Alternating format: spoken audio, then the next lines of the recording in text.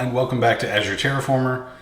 Today we are going to be continuing our look and comparison between Azure ARM, or today Bicep, and Terraform. Last episode we looked at Azure ARM templates to be more precise, versus Terraform HCL code. Today we're going to be looking at Bicep, and we're going to be doing a little bit more of a one-on-one comparison because Bicep brings ARM templates a little bit closer to what Terraform is. And we'll talk a little bit more about that today. But I just wanted to say, if you like this content, please smash that like button. And if you're enjoying my channel, please consider subscribing. I work very hard to try and earn your subscription. I really appreciate it. It really helps out the channel if you would just smash that subscribe button and hit that notifications bell when you do, so you know when my next video drops. Anyways, enough of that, on with the side-by-side compare. So last time we looked at how we deployed an ARM template, and with a Bicep template, it's very similar to an ARM template. In fact, it's almost like the same. I had to do a double take. It's like almost the same Azure CLI command. But here I'm doing AZ deployment, and then I pass in a scope. So this scope, if you watched my Bicep video where I did Open AI with Bicep, just to learn and teach myself Bicep, I started off creating a group. Like if you want to target an existing resource group, you put group in here, and it works just like an ARM template. You deploy into an existing resource group, and then I'd have to have an Azure CLI command create the group. But I said, you know, for this Bicep compare, I really want Bicep to do, or to try and do, exactly what Terraform does. And so I tried to set this project up like I would a Terraform project, where I create the resource group as part of the project. So here I'm using a subscription, not a sub sandwich, a subscription as my scope, so that when I run my Bicep template, it's going to be able to provision subscription level things, i.e. a resource group. And I know we didn't look at this in the last video, but I thought I'd throw it in this time. The way that you run Terraform versus the way you run Bicep or ARM, and of course I probably have to have an AZ login here somewhere that does something like that. You're gonna have to run some Azure CLI commands for ARM and for Bicep. With Terraform, you're gonna run Terraform init and Terraform apply. And Terraform init is going to pull your provider configuration that's in your code or injected into your solution, either through input parameters or through very, very stealthily, placed environment variables, to allow you to select what identity you're going to be using. So you don't actually have to do an AZ login. However, if you do an AZ login with Azure Terraform, it will pick up your credentials from that interactive login. So oftentimes when I'm working with Terraform, I'll do an AZ login as well. So I'll throw that on there just to be fair. Interactively, I'm going to AZ login, use my credentials. Now Terraform is me.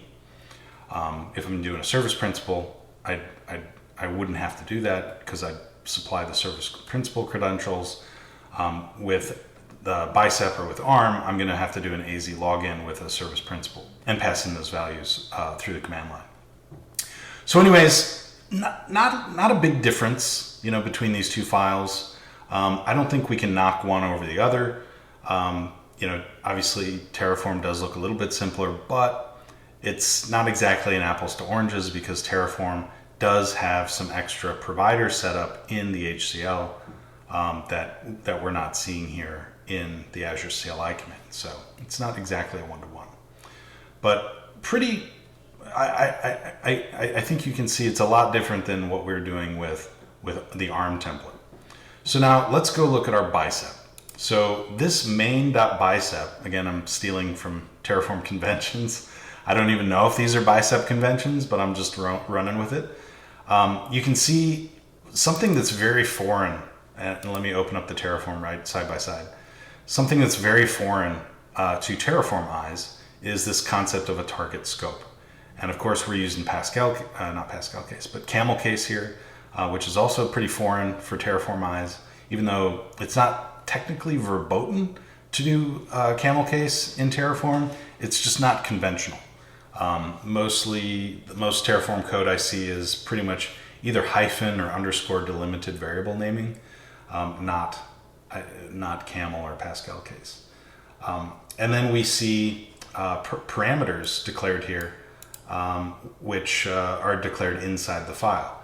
Now, this is kind of due to the nature of Bicep having a single entry point file. You can see that here, and compare that here. With Bicep, just like with the ARM template, we're actually pointing it to a single file. And we're saying, hey, here's this file, go look at it. Whereas with Terraform, we're relying on the Terraform command line to know what the current working directory is that the Terraform command was executed in order to pick that up implicitly, which is somewhat ironic because one of the principles that HashiCorp espouses is always be explicit, but when we're running Terraform, it's kind of implied what directory we're operating on to pull the Terraform files from. Of course, there is a seldom used command parameter where you can specify that, but that's neither here nor there. Anyways, so that's an important note, is that we're working from a single entry point Bicep file, which drops us into main. Terraform, it just loads the whole directory and parses it all out. So if you got your parameters or your input variables stored in a variables.tf, which you should, then it's gonna pull them from there and it's gonna figure it out. Now, here we are declaring our resource group.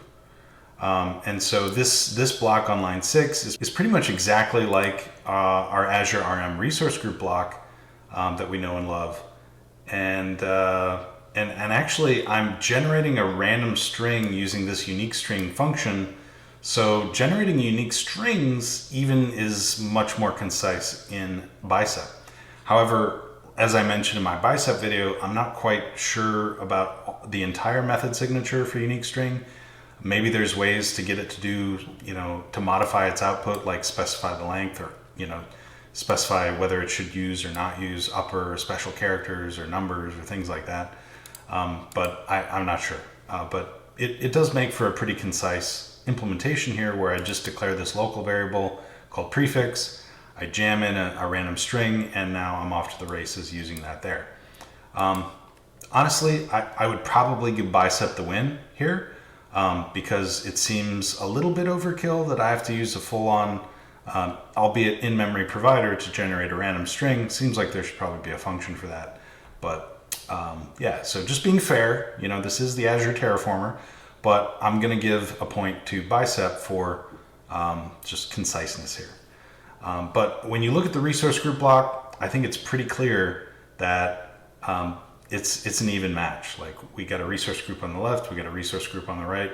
If you squint, they probably look like the same thing. The only difference is we are using the fully qualified resource type that ARM expects, and we have to specify an API version, which adds a little bit of the complexity there. So yeah. So what do you think? Do you like do you like having the fully qualified resource type, in the resource block, or do you like having these kind of Terraform syntax? The open source author came up with the name of these things. From a data integrity standpoint, this feels nice, but gosh darn, they're very verbose, and there's a lot of special characters going on there. It just kind of makes my head hurt looking at it. I don't know. You tell me. What do you think? Do you like the way Bicep does this, or do you like the way Terraform does it? Let me know in the comments below. I'm very curious. Anyways, let's go. So now let's go look at how we provision the actual resource. So I've set up my resource group. Now I'm going to go create that resource group. Now in Bicep, maybe it's just me and I'm new to Bicep. So if I'm doing this wrong, please let me know in the comments section below. But it seems to me I could not figure out how to get in the same Bicep file 2 scopes. I just could not figure out how to do it. So I had to declare another module in a different Bicep file and reference it within my scope, my subscription scope file. So main.bicep is scoped to the subscription. Cognitive.bicep is scoped to the resource group. And I suppose I could have a whole bunch of different bicep files that are scoped to the resource group and queue them all up in this file in a similar fashion. But it just seemed like for this use case, it seems overkill, but I like it. I like it a lot better than the way ARM, handles this sort of thing. So definitely got to give props to Bicep for, looking at what Terraform does and kind of taking the best part of it, which I think if you're going to have like an entry file based mechanism for loading your code, like with pointing it at a Bicep file, this is probably the best design that I could come up with. So now let's go look at the actual resource that gets deployed here. So again, here on the right, I got my Terraform code, and here on the left, I have my Bicep code. And let's just zoom this out. And again, you can see those similarities and differences that we saw with the resource group manifest here straight away.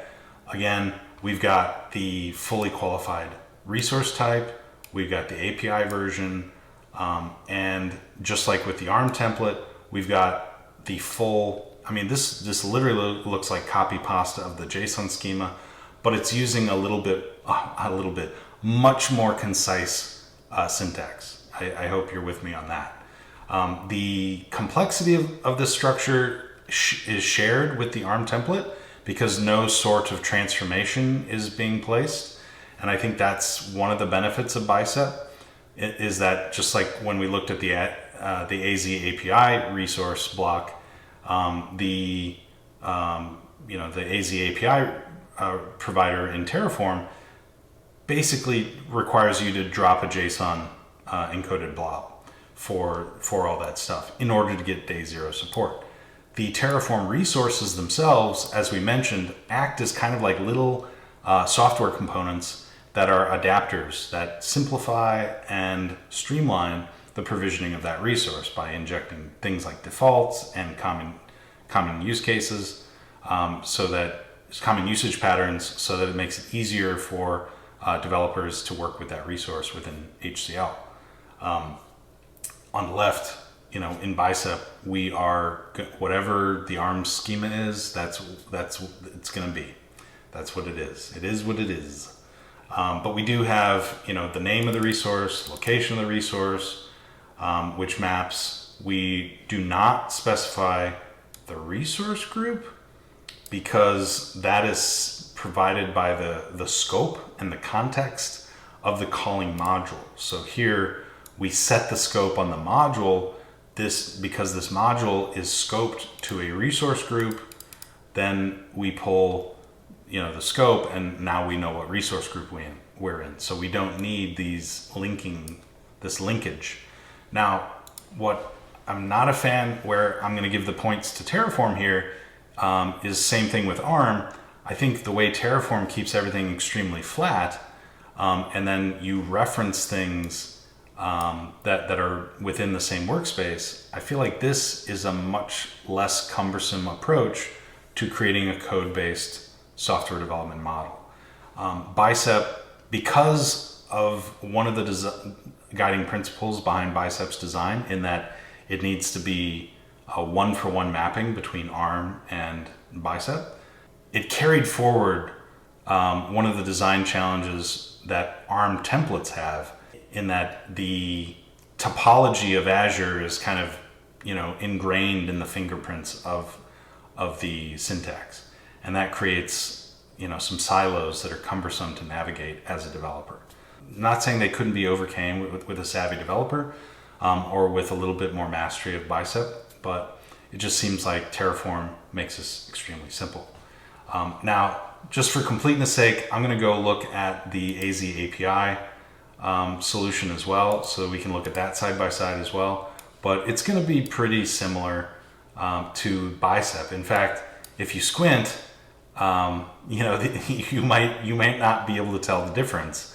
I think that's kind of the idea behind the AZ API provider for Terraform. It makes it so that you can pretty much have day zero support, you're using the ARM schema, just like Bicep is.